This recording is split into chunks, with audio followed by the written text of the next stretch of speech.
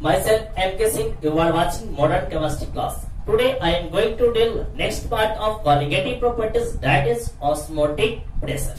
चलिए ये osmotic pressure क्या होते हैं, इसमें बेस्ट न्यूमेरिकल प्रॉब्लम कैसे पूछे जाते हैं, इन सारे चीजों का हम लोग डिस्कशन करने वाले हैं. ठीक है, तो अभी हम जो डील करने वाले हैं वो सबसे पहले डेफिनेशन देखते हैं हम लोग कि ऑस्मोटिक प्रेशर को कैसे डिफाइन करेंगे, फिर इसका फॉर्मूला कैसे डिराइव करते हैं और फिर इस पे कैसे न्यूमेरिकल प्रॉब्लम लगाए जाते हैं, इसको देखेंगे. तो चलिए आप लोग हेडिंग डालिए ऑस्मोटिक प्रेशर और हम बताते हैं आपको कि ऑस्मोटिक प्रेशर होता क्या है. देखिए ध्यान से, सबसे पहले हम इसका एक बेसिक डेफिनेशन देख रहे हैं. इसमें हमने क्या किया, एक कंटेनर को लिया. ठीक है, अब इस कंटेनर में हमने क्या किया कि एक सॉल्यूशन कॉलम को लिया. ठीक है, और इस सॉल्यूशन कॉलम में आपका क्या है कि ये सेमी परमिएबल मेम्ब्रेन का बना हुआ है. ठीक है, किसका बना हुआ है, सेमी परमिएबल मेम्ब्रेन का बना हुआ है. इस बीकर या कंटेनर में हमने क्या रख रखा है, सॉल्वेंट मॉलिक्यूल को. किसको, सॉल्वेंट मॉलिक्यूल, यानी प्योर सॉल्वेंट. और आप सिंपली बोल सकते हो वाटर. ठीक है, अब इसमें हमने क्या भरा है, सॉल्यूशन को भरा है. ठीक है, अब आप खुद से बोलो इसमें क्या है, सॉल्यूशन है. तो आप खुद सोचो कि इस सेमी परमिएबल मेम्ब्रेन से इसमें से सॉल्वेंट इसमें आएगा या इसमें से इसमें जाएगा. आप खुद सोच सकते हो, क्योंकि यहाँ पे प्योर वाटर है, प्योर सॉल्वेंट है, तो इसका कंसंट्रेशन ज्यादा है. और हम लोग क्या जानते हैं कि सेमी परमिएबल मेम्ब्रेन सिर्फ सॉल्वेंट मॉलिक्यूल को ही अपने से पास होने देता है. ठीक है, तो वो भी कैसे, तो higher concentration solvent to lower concentration solvent. तो इसमें आपका क्या है, सॉल्वेंट का कंसंट्रेशन ज्यादा है, इसमें सॉल्वेंट का कंसंट्रेशन इसके कंपेयर में क्या होगा, कम होगा. तो आपका इस सेमी परमिएबल मेम्ब्रेन से सॉल्वेंट इस कंटेनर से इस सॉल्यूशन कॉलम में जाएगा. ठीक है, जाएगा. तो इस प्रोसेस को हम लोग बोलते हैं क्या चीज, ऑस्मोसिस बोलते हैं. अब यहाँ पर क्या होगा कि जैसे जैसे ये ऊपर जाएगा वैसे वैसे क्या होगा, यहाँ पर ये ऊपर बढ़ता जा रहा है, बढ़ता जा रहा है. जब ये एक पीक पोजीशन पर जाएगा, या ऐसे सिंपली आप लोग सोच लो कि जैसे जैसे ऊपर जाएगा तो किसी भी चीज को हम लोग ऊपर फेंकते हैं, ऊपर जैसे जैसे फेंकते हैं तो उस पर क्या होता है, एक फोर्स लगना चालू हो जाता है नीचे की तरफ. वो कौन सा, एक्सीलरेशन ड्यू टू ग्रेविटी. मान लेते हैं कि इसमें इस ट्यूब है, इसमें इसका लेवल नीचे से क्या हो रहा है, ऊपर की तरफ जा रहा है, जा रहा है, जा रहा है, जा रहा है. तो क्या हो रहा है, ऊपर जैसे जैसे ऊपर जा रहा है तो उसका एक्सीलरेशन ड्यू टू ग्रेविटी क्या हो रहा है, इंक्रीज कर रहा है. मतलब कि नीचे की तरफ उसका फोर्स क्या होगा, बढ़ता जाएगा. तो ये क्या करेगा, जैसे जैसे ऊपर जाएगा ऊपर से नीचे की तरफ क्या करेगा, एक फोर्स लगाएगा, एक प्रेशर लगाएगा, लगाएगा ना जी. अब क्या होगा, जब ऊपर से नीचे प्रेशर लगाना चालू करेगा तो क्या होगा, देखो अभी नीचे से ऊपर की तरफ प्रेशर लग रहा था तो सॉल्वेंट नीचे से ऊपर की तरफ जा रहा था.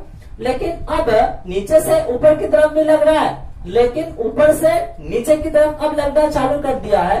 क्यों, क्योंकि इसका हाइट बढ़ गया है. अब इस कारण से क्या होगा कि एक ऐसा टाइम आएगा जिस समय क्या होगा कि इसके लेवल में कोई भी बढ़ोतरी नहीं होगा. तो जब बढ़ोतरी नहीं होगा तो ये रुक गया, एच हाइट पर जाकर यह रुक जाता है. इसका मतलब क्या है कि नीचे से लगने वाला जो प्रेशर था और ऊपर से जो लगने वाला प्रेशर था, दोनों क्या हो गया, बराबर हो गया. It means that flow of solvent क्या हो गया, रुक गया. ऐसा भी आप बोल सकते हो, लेकिन एक्चुअली ऐसा देखा जाए तो ये फ्लो ऑफ सॉल्वेंट रुक नहीं रहे हैं, बल्कि नीचे से ऊपर जाने का स्पीड और इसमें से इसमें आने का स्पीड क्या हो गया है, अब बराबर हो गया है. ठीक है, इस कारण से हमको ऐसा पता चलेगा, ऐसा फील होगा कि इसमें से सॉल्वेंट इसमें नहीं जा रहा है. तो किसके कारण, यहाँ से लगने वाले नीचे की तरफ प्रेशर के कारण. तो इस प्रेशर को ही हम लोग क्या बोलेंगे, ऑस्मोटिक प्रेशर बोलेंगे. इट मींस दैट यहाँ पे आप सिंपली बोल सकते हो क्या चीज, कि hydrostatic pressure on solution containing non volatile solute due to osmosis is called क्या चीज, ऑस्मोटिक प्रेशर. क्लियर है. तो चलिए इसको हम लोग डिफाइन करते हैं। The hydrostatic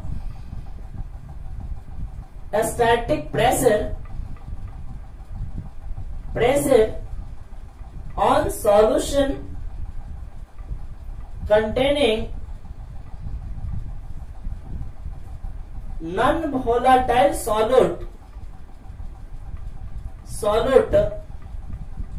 due to osmosis is known as osmotic pressure। Clear है? और मान लेते हैं कि इस सॉल्यूशन का डेंसिटी कितना है, रो है, और इसका हाइट कितना है, h है, और इससे एक्सीलरेशन ड्यू टू ग्रेविटी जो है वो कितना है, आपका एक्सीलरेशन ड्यू टू ग्रेविटी कितना है, वो g मान लेते हैं हम लोग। ठीक है,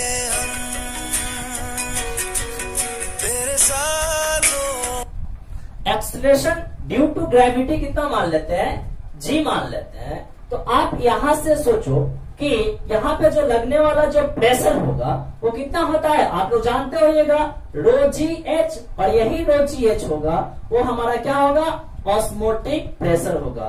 यानी कि पाई बराबर यहां से क्या आ गया, रो जी एच आ गया, और यहाँ पे आपका पाई क्या है, ऑस्मोटिक प्रेशर है, रो क्या है, डेंसिटी ऑफ सॉल्यूशन है, जी क्या है, एक्सीलरेशन ड्यू टू ग्रेविटी है, और एच क्या है, हाइट ऑफ वॉल्यूम।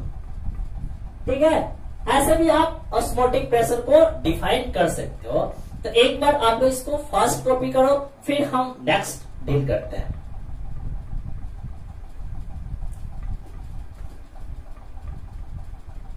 थोड़ा सा फास्ट करें आप लोग। चलिए आइए इसका अब हम लोग क्या करते हैं, सेकंड डिफिनेशन देखते हैं। इसको एकदम शॉर्ट में कैसे डिफाइन करेंगे। तो देखिए अभी मैंने क्या देखा कि ऑस्मोसिस की प्रोसेस जिसपे रुक जा रही है उसको क्या बोल रहे हैं हम लोग, ऑस्मोटिक प्रेशर बोल रहे हैं। तो आप सिंपली इसको बोल सकते हो क्या चीज, द प्रेशर एक्सर्टेड ऑन क्या चीज, ऑन क्या चीज, pressure exerted on solution to stop the osmosis is known as क्या चीज, ऑस्मोटिक प्रेशर। क्लियर, आराम से बोल सकते हैं ना। चलिए लिखते हैं, the pressure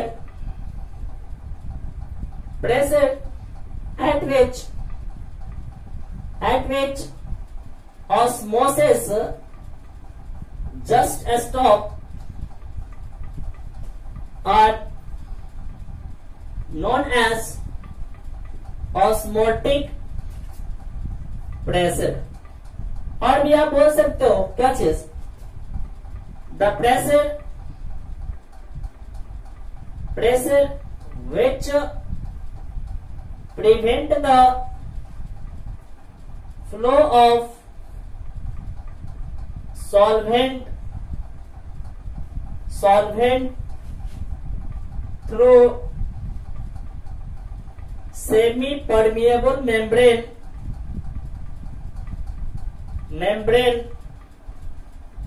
are known as क्या चीज, ऑस्मोटिक प्रेशर। क्लियर है। अब यहां से हम लोग इसका फार्मूला डिराइव कर रहे हैं। अब यहां से आप खुद सोचिए कि यदि सॉल्यूट में या सॉल्यूशन में सॉल्यूट का कंसंट्रेशन ज्यादा होगा, सॉल्यूशन में सॉल्यूट का कंसंट्रेशन ज्यादा होगा तो क्या होगा, उसमें सॉल्वेंट का फ्लो उतना ही ज्यादा होगा। इट मींस दैट क्या होगा, ऑस्मोटिक प्रेशर उतना ही ज्यादा होगा। यानी कि आप यहाँ पे सिंपली बोल सकते हो क्या चीज कि ऑस्मोटिक प्रेशर जो होता है वह कंसंट्रेशन के क्या होते हैं, डायरेक्टली प्रोपोर्शनल होते हैं। आप यहां से देखो ध्यान से, मैंने अभी क्या बोला कि pi is directly proportional to concentration, और और यहाँ पर जो हम लोग कंसंट्रेशन लेंगे वह कंसंट्रेशन किस टर्म में होना चाहिए, कंसंट्रेशन इन टर्म ऑफ क्या चीज, मोलारिटी। अब मोलारिटी क्या जानते हो आप लोग, N/V। तो मोल ऑफ सॉल्यूट जितना ज्यादा होगा उतना ही उसका ऑस्मोटिक प्रेशर क्या होगा, ज्यादा होगा। अब ऐसा क्यों बोला गया, तो मान लेते हैं कि सॉल्यूशन में सॉल्यूट का कंसंट्रेशन जितना ज्यादा होगा उसमें सॉल्वेंट उतना ही कम होगा। इसका मतलब क्या होगा, उस सॉल्यूशन में कहीं से सॉल्वेंट का फ्लो ज्यादा होगा। अब सॉल्वेंट उसमें जितना ज्यादा आएगा उतना ही उसके द्वारा जो क्या होगा, प्रेशर क्रिएट होगा, वो ऑस्मोटिक प्रेशर उतना ही ज्यादा होगा। यानी कि यहां से कंसंट्रेशन बढ़ने से उसका क्या होगा, ऑस्मोटिक प्रेशर इंक्रीज कर जाएगा।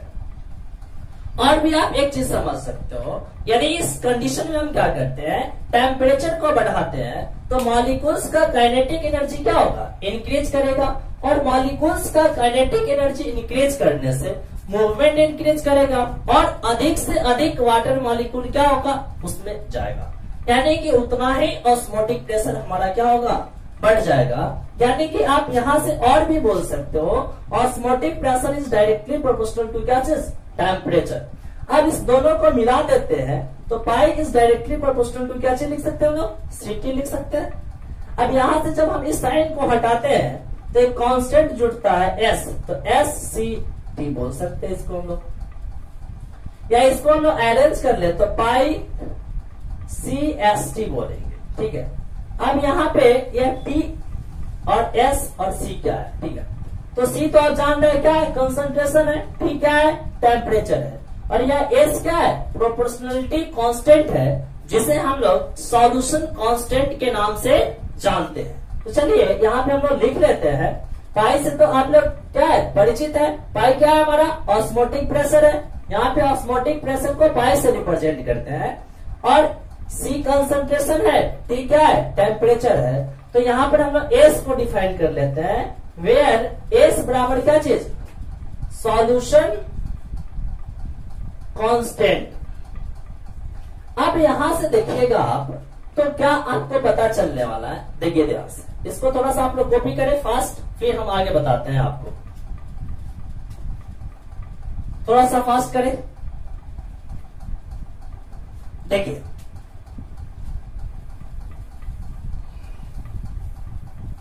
मैंने अभी क्या बोला, पाई बराबर CST, S के बारे में बोल रहे थे हम लोग। तो यहां पर जो S जो होता है वह R के बराबर होता है। S का यूनिट जो होता है वह R के बराबर होता है, ठीक है। R क्या है, यूनिवर्सल गैस कांस्टेंट है। R क्या है, यूनिवर्सल गैस कांस्टेंट।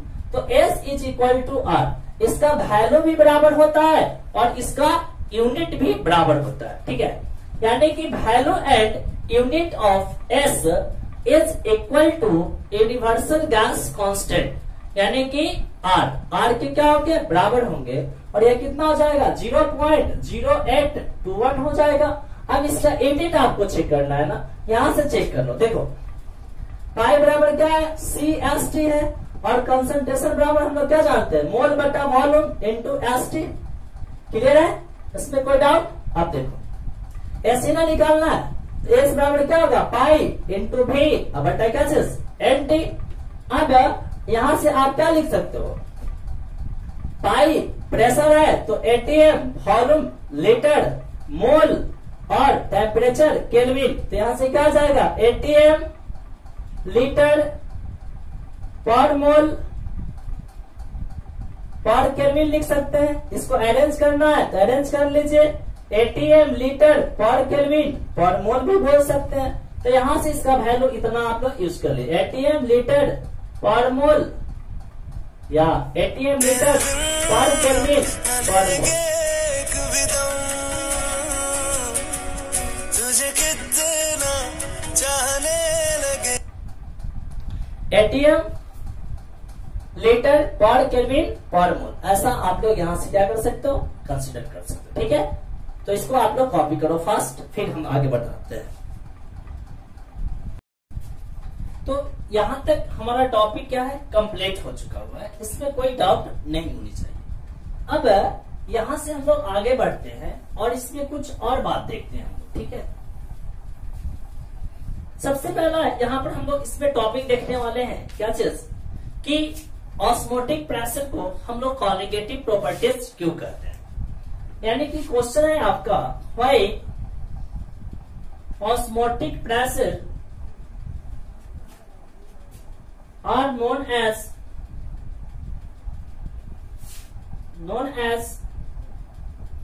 colligative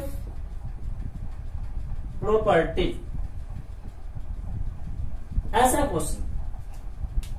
अब इस क्वेश्चन को आप कैसे डील कीजिएगा, देखिए एक बात तो आप लोग जानते हैं कि कॉलिगेटिव प्रॉपर्टीज किसको बोलते हैं, तो वह प्रॉपर्टी जो किस पे डिपेंड करता है, नंबर ऑफ सॉलिड पार्टिकल पे डिपेंड करता है, उसको क्या बोलते थे हम लोग, कॉलिगेटिव प्रॉपर्टीज बोला करते थे। इतना में तो कोई डाउट नहीं है। तो चलिए देखिए आराम से, चूंकि सेंस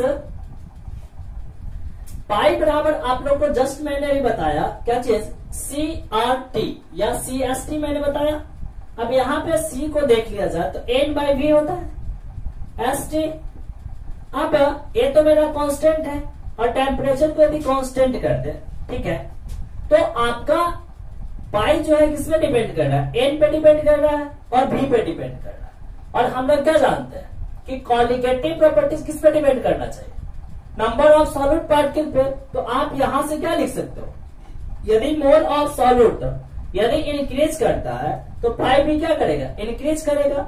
यानी कि पाई किस पे डिपेंड कर रहा है, एन पे डिपेंड कर रहा है, एन के डायरेक्टली प्रोपोर्शनल है। इस कारण से इसको हम लोग क्या बोलेंगे, कॉलिगेटिव प्रॉपर्टीज बोलेंगे। यानी कि यहां से लिख सकते हैं, देयरफॉर ऑस्मोटिक प्रेशर डिपेंड्स या osmotic pressure is directly proportional to number of moles of solid, hence osmotic pressure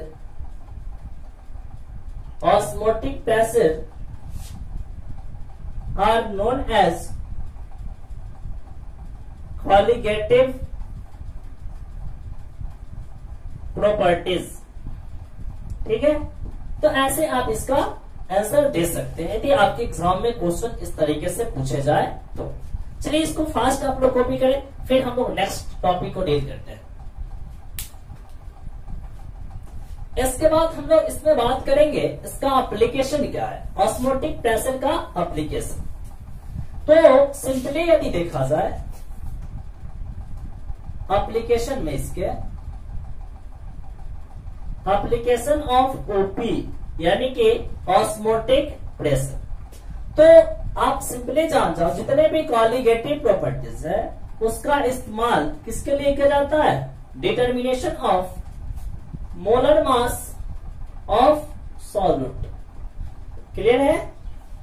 तो यहां से आप क्या लिख सकते हो, पाई बराबर CST, तो C बराबर क्या होते हैं, N/V ST, ऐसा बोल सकते हैं। तो पाई बराबर क्या जाएगा, मोल ऑफ सॉल्यूट, तो क्या बोल सकते हैं, गिवन वेट ऑफ सॉल्यूट बटा m सॉल्यूट का मतलब हो गया molar mass of solute into ST by क्या चीज, V। यहां से हमको क्या निकालना है, मोलर मास ऑफ सॉल्यूट। तो m सॉल्यूट क्या हो जाएगा, given weight of solute into ST बटा पाई V, ऐसे भी बोल सकते हैं। यहां से हमारा जो चाहिए वो मिल गया। ये क्या मिल गया, मोलर मास ऑफ सॉल्यूट, ठीक है। तो क्वेश्चन में आपका ये सब डाटा गिवन रहेगा और वहां से आपको क्या निकालना रहेगा, मोलर मास ऑफ सॉल्यूट। इसमें कोई परेशानी आप लोग नहीं होनी चाहिए क्या। चलिए इसको कवर कर लें। अब इसके बाद हम लोग जो टॉपिक डील करने वाले हैं उसको काफी अच्छा तरीके से आप लोग देखिए, काफी इजी है और काफी इंटरेस्टिंग भी है, ठीक है। देखिए ध्यान से, अभी जो मैं बात कर रहा था आप लोगों के लिए उसी पे हम चर्चा करेंगे। यहां से हम लोग बात करने वाले हैं टाइप्स ऑफ सॉल्यूशन के बारे में, टाइप्स ऑफ सॉल्यूशन। अब यहां पर जो हम लोग टाइप्स ऑफ सॉल्यूशन देखेंगे किसके आधार पे, तो on the basis of osmotic pressure, osmotic pressure solution को हम लोग 3 पार्ट्स में क्लासिफाई करते हैं। फर्स्ट आपका होता है आइसोटोनिक सॉल्यूशन,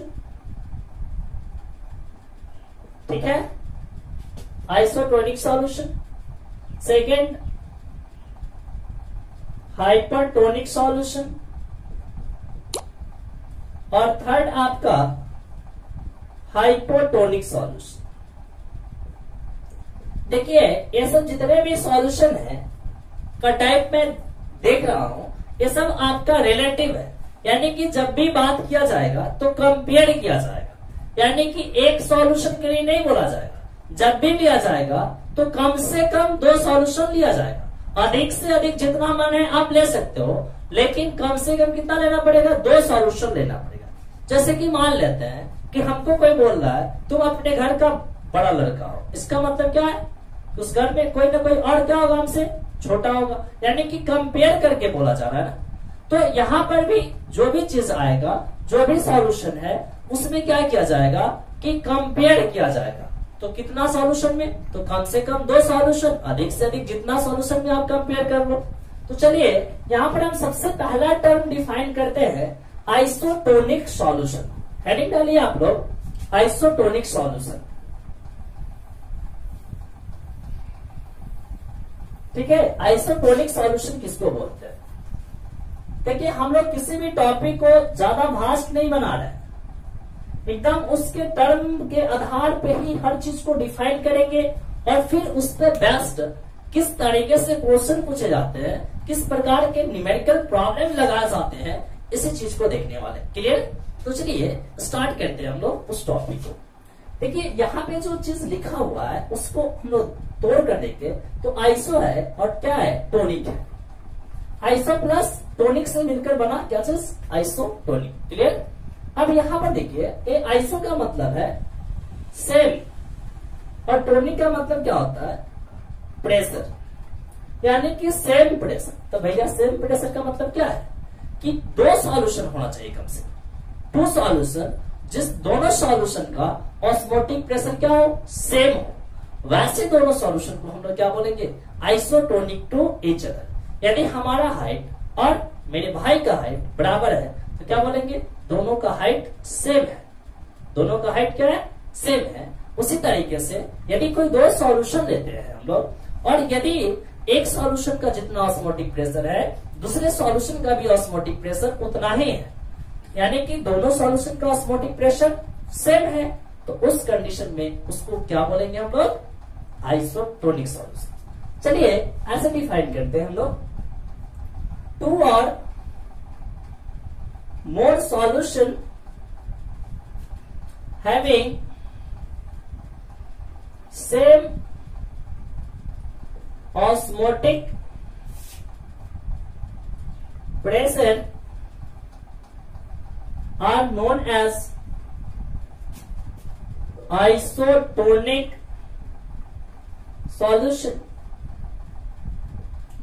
यदि हम यहां से मान लें क्या चीज कि if osmotic pressure of solution first is equal to कितना, pi1, और osmotic pressure of solution second is कितना, pi2। और यहां पर हम इस दोनों का वैल्यू क्या कर दे, बराबर कर दे। यदि pi1 का वैल्यू किसके बराबर आ जाए, pi2 के बराबर आ जाए, तो क्या बोलेंगे कि solution first and solution second are isotonic to each other, ऐसा बोलेंगे ना। तो ये तो इसका एक बेसिक डिफिनीशन हो गया, और भी इसमें मैं कुछ आपको इंपॉर्टेंट चीज बता रहा हूं, देखिए उसको कैसे आप समझिएगा, एकदम बेहतरीन डिस्कशन होने वाला है हमारे दोस्त। चलो इसको कर लो ना अच्छा से।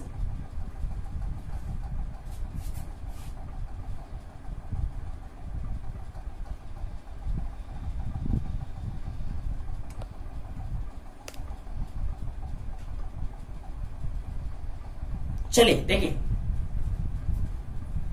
मैं आपको क्या बताया, आइसोटोनिक में इसी चीज को हम बात कर रहे हैं, ठीक है।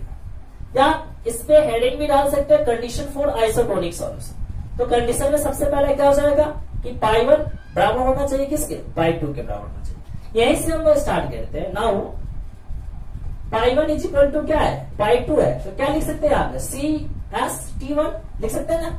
पाई बराबर क्या होता है, सी एस टी, यहां से लिख सकते हैं पाई 1 बराबर सी 1 एस टी 1, क्योंकि एस तो मेरा कांस्टेंट है। क्लियर। चलिए तो C2 एस T2 लिख सकते हैं। अब यहां से क्या करते हैं, कुछ कंडीशन लगाते हैं हम लोग कि टेम्परेचर को कांस्टेंट कर देते हैं, ठीक है। उससे पहले इसको यदि हम लोग और लिखना चाहे तो क्या लिख सकते हैं, C1 T1 is equal to C2 T2, S तो कैंसिल हो जाएगा। क्लियर। अब यहां से करते हैं हम लोग F temperature T1 is equal to T2 is equal to कितना करते हैं, T। तो इसके जगह पे T डालेंगे, इसके जगह पे T डालेंगे, तो T से T क्या हो जाएगा, कैंसिल। तो आपका क्या जाएगा, C1 इज इक्वल टू क्या चीज, C2। तो यहां से आप क्या बोल सकते हो, therefore isotonic solution having same concentration at constant temperature। यदि कांस्टेंट टेम्परेचर पर दोनों सॉल्यूशन का कंसंट्रेशन सेम है तो उसको क्या बोलेंगे हम लोग, आइसोटोनिक सॉल्यूशन बोलेंगे, ठीक है। अब इसके आगे थोड़ा सा और बैठते हैं हम लोग, और देखिए ध्यान से क्या क्या कंडीशन लगा सकते हो आप, लगा लो। अब C1 C2 को क्या लिख सकते हैं, C बराबर क्या होता है, N बाई वी मोल्स बटा वॉल्यूम। तो क्या लिख सकते हैं, C1 बटा V1 is equal to C2 बटा क्या चीज, V2 लिख सकते हैं। ये तो एक रिलेशन आ गया मेरा। और यहां से क्या करते हैं, यहां से हम बोलते हैं कि F volume is constant. Volume को यदि हम कांस्टेंट करते तो आप क्या जानते हो, V1 बराबर V2 बराबर क्या हो जाएंगे, V। और यदि V1 V2 के बराबर हो जाएगा तो V1 से V2 कैंसिल। ठीक है, सॉरी यहाँ पे थोड़ा सा मिस्टेक, N1 बटा V1 N2 बटा V2, ठीक है। तो यहां से देखिए यदि V1 बराबर क्या कर दे, V2 कर दे, तो क्या हो जाएगा कि V1 is equal to V2 बराबर V लिख देते हैं, तो V भी डाल देंगे तो क्या हो जाएगा, कैंसिल हो जाएगा ना। तो यदि कैंसिल हो जाएगा तो क्या होगा, देखिए ध्यान से क्या हो जाएगा, N1 बराबर N2। तो आप यहां से क्या बोल सकते हो, therefore isotonic solution having same number of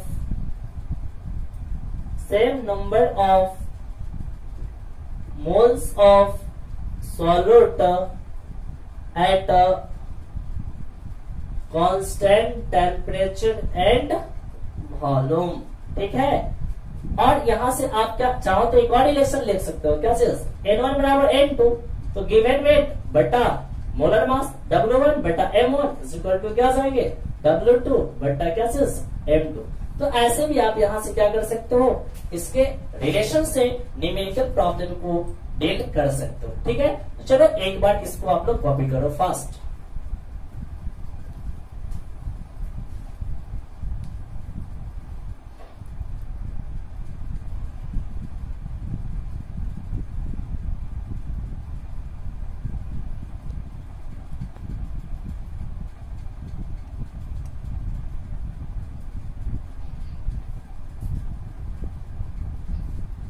हो गया जी, थोड़ा सा फास्ट करें आप लोग काम। एक और टर्म हम लोग डील करने वाले हैं अभी।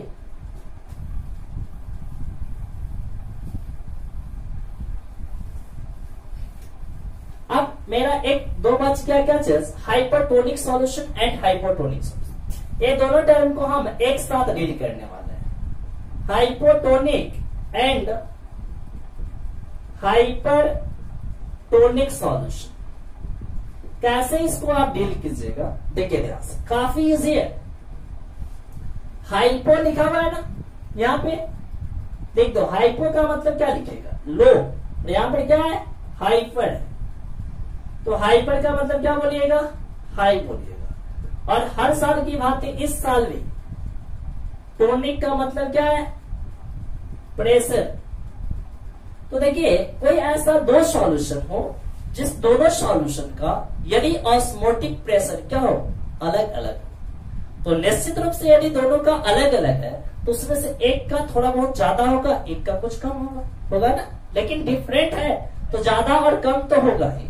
तो उस कंडीशन में ज्यादा वाला जो सॉल्यूशन होगा, जिस सॉल्यूशन का ऑस्मोटिक प्रेशर ज्यादा होगा उसको हम लोग क्या बोलते हैं, हाइपरटोनिक सॉल्यूशन, और जिसका ऑस्मोटिक प्रेशर कम होगा उसको क्या बोलते हैं, हाइपोटोनिक सॉल्यूशन। क्लियर है ना? चलिए देखिए कितना अच्छा, कितना इजी है, सिंपल। ऐसे बोलते हैं two solution having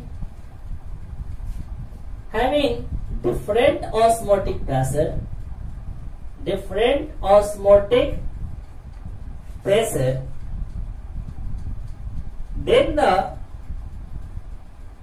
solution having more osmotic pressure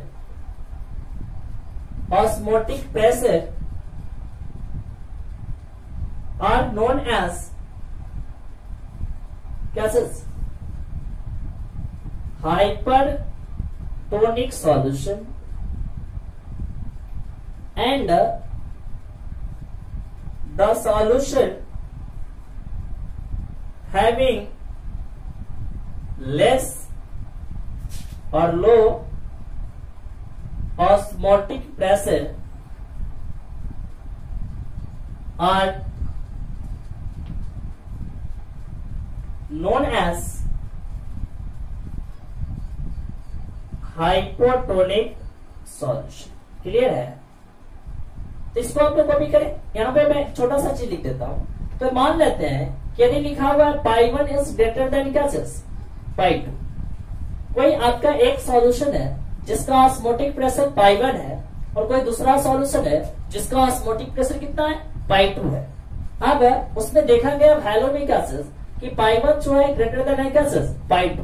तो यहां से क्या बोल सकते हैं, pi 1 is equal to osmotic pressure of क्या चीज, हाइपरटोनिक सॉल्यूशन, ऐसा बोलेंगे ना। और पाई 2 बराबर क्या बोलेंगे, osmotic pressure of hypotonic solution. ठीक है? तो इसमें कोई परेशानी आपको नहीं होनी चाहिए। ठीक है? इसको आप लोग नीचे इसके लिख दीजिए। ठीक है? अब यहां से इस पे बस कुछ क्वेश्चन करेंगे हम लोग, और फिर एक मैं आपके लिए वीडियो अपलोड करूंगा जिसमें मैं आपको बताऊंगा कि ऑस्मोटिक प्रेशर पर बेस्ड न्यूमेरिकल प्रॉब्लम को किस प्रकार से डील किया जाता है। ठीक है?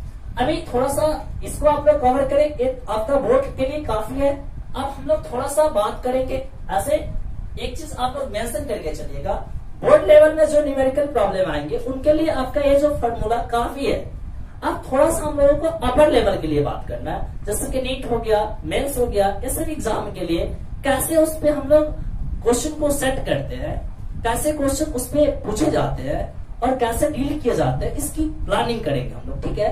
तो पहले तो आप इस वीडियो का एंजॉय करें, फिर मैं आपको लिए लेकर आऊंगा नेक्स्ट वीडियो जिसमें हम काफी इंटरेस्टिंग चीज इससे रिलेटेड टॉपिक बताने वाले हैं। तो चलिए एक बार आप इसको तो एंजॉय करें, इसका एंटरटेनमेंट करें, इसको बढ़िया तरीके से पढ़ें और याद कर ले यदि आप चाहते हैं कि आपके बोर्ड में अच्छा मार्क्स आए तो।